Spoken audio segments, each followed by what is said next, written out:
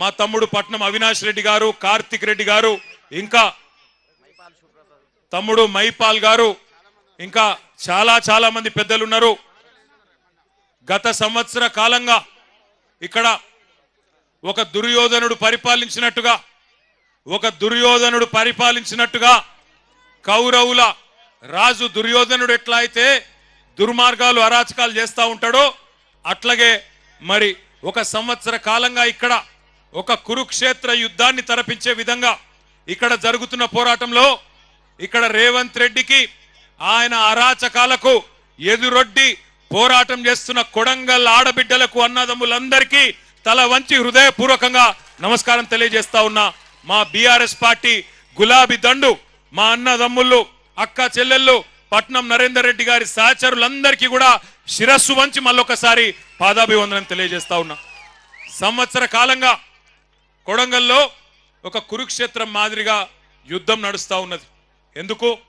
14 నెలల నుంచి మరి మీరందరూ ఆనాడు ఎంతో కొంత ఆశతోని మరి మా ఓడు ముఖ్యమంత్రి అయితే మా ఎమ్మెల్యే మా ప్రాంతం బాగుపడుతుందని చెప్పి ఓట్లేసి గెలిపించుకుంటే ఈ 14 నెలల్లో రేవంత్ రెడ్డి గారు ఎవరి కోసం పనిచేస్తున్నారో ఒక్కసారి ఆలోచన చేయండి.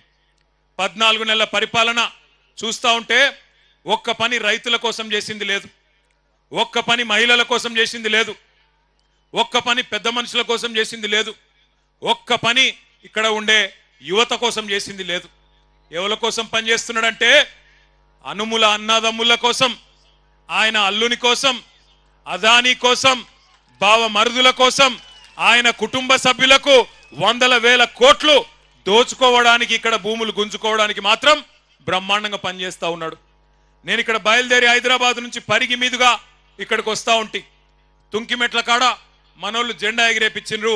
అక్కడ ఒక తమ్ముడు 2001 నుంచి ఉన్న ఒక తమ్ముడు చారి చచ్చిపోతే అక్కడ పోయి ఆ కుటుంబాన్ని పరామర్శించి కొంత ఆర్థిక సాయం చేసి ఇటు దిక్కు వస్తుంటే కోసిగి దాకా వచ్చేటప్పుడు మార్గ మధ్యంలో ఒక ఊరెదురొచ్చింది.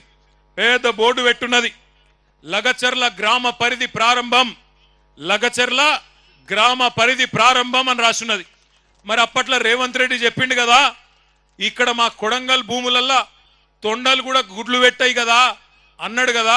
మరి నిజంగానే ఇక్కడ తొండలు గుడ్లు పెడుతున్నాయా లేవా అని నేను, మా సబితక్క, నరేందర్ రెడ్డి అందరం అక్కడ దిగి చూసినాం.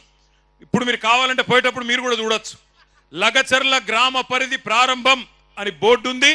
బోర్డు పక్కకే భూముల నిండా పచ్చని వరి పంటలు బ్రహ్మాండంగా మొత్తం ఇక్కడికెళ్ళి అక్కడ దాకా విస్తరించున్నాయి. మరి నేను అనుకుంటే ముఖ్యమంత్రి ఉండేవాడని అబద్ధం చెప్తాడా? ముఖ్యమంత్రి ఉన్నోడు ఎవరన్నా అబద్ధం చెప్తారా? తొండలు గుడ్లు పెట్టాయి కొడంగల్ భూములల్లా అన్నాడు. పెడుతున్నాయా? మరి తొండలు గుడ్లు పెడుతున్నాయా కొడంగల్ భూములల్లా? పెడుతున్నాయా? పెడతలేవా? పంటలు వండుతున్నాయా? కొంటుండా ముఖ్యమంత్రి పంటలు? బోనస్ ఇస్తుండా? కందులు కొంటుండా? రైతు బంధు వడ్డదా? మొన్ననే చెప్పే కదా ముఖ్యమంత్రి అబద్ధం చెప్తాడా? మీరు అబద్ధం చెప్తురు. ముఖ్యమంత్రి కోసుకొచ్చిండు. కోసుకొచ్చి ఏం చెప్పిండు?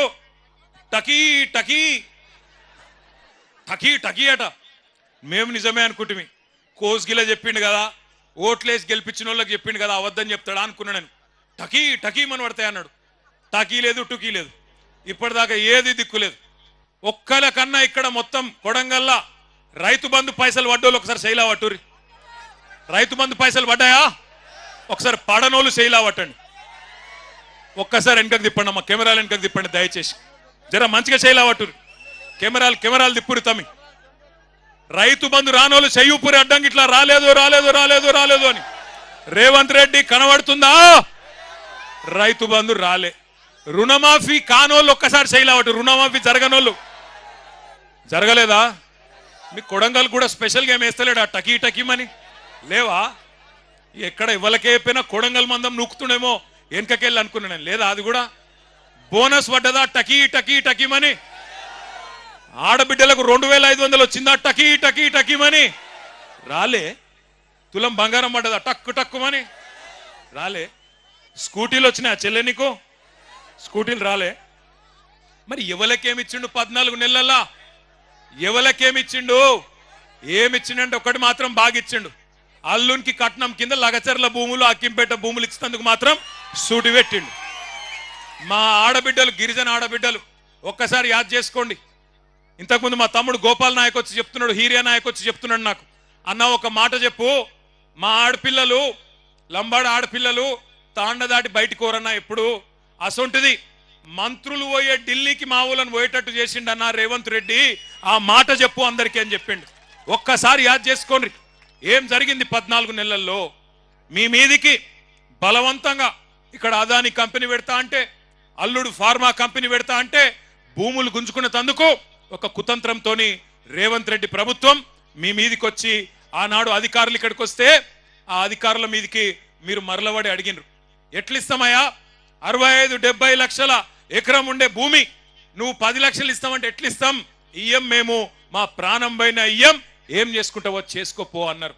అంటే ఆ రోజు ఏమైంది, కలెక్టర్ మీద హత్యా ప్రయత్నం జరిగిందని చెప్పి రేవంత్ రెడ్డి గారు ఆయన ప్రభుత్వంలోని మంత్రులు కేసులు పెట్టి 70 మంది మీద కేసులు పెట్టి, అందులో కాంగ్రెస్ వాళ్ళు కూడా ఉండే నిరసన చెప్పిన వాళ్ళ కాంగ్రెస్ వాళ్ళనేమో కట్ చేసిండ్రు, బీజేపీ వాళ్ళని కట్ చేసిండ్రు, ఒక్క టిఆర్ఎస్ వాళ్ళని మాత్రం 40 మందిని మా సోదరుడు పట్నం నరేందర్ రెడ్డి గారితో సహా 40 మంది రైతులను ఆ రోజు సురేష్ను కానీ మా హీరియా నాయకును మా గోపాల్ నాయక్ ఇంకా చాలా మందిని, ఒకరిద్దరిని కాదు 40 మందిని సురేష్తో సహా తీసుకొని పోయి జైల్లో పెట్టినారు.